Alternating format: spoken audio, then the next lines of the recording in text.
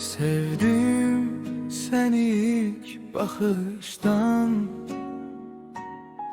kopmaram bir ömür yarımdan. Canımdan da çok değerim var, seni dünyalara vermərəm, inan. Sevgisi mənə güc verir hər an, səni hər görəndə itir ürəyim tamam. Elə yanıbam ki tək bir anlıq baxışa, bunu bilib pıçıldayır hamı arxadan.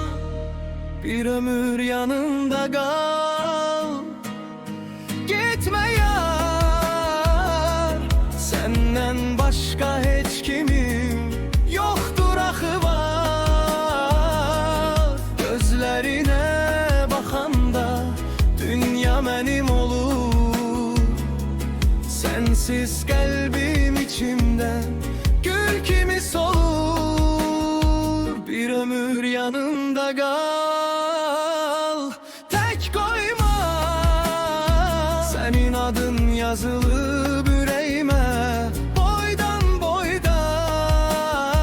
Sən yanımda olanda sevgiyle dolur canım, sen olmayanda qəm ilə dolur bu qaranlıq anım.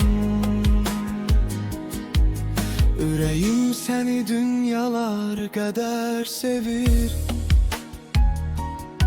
səni onsuz da hamı necə sevdiyimi bilir.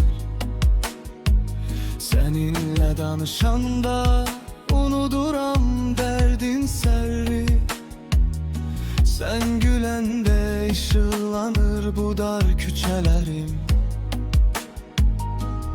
Hər səhər adınla açılır gözüm, hər axşam adınla yatır bu ürəyim. Sənsiz mən kiməm ki, yalın bir kölgə sən mənim. Tək həqiqətim, tək möcüzəm səndə. Bir ömür yanımda qal, getmə yar, səndən başqa heç kimim yoxdur axı var.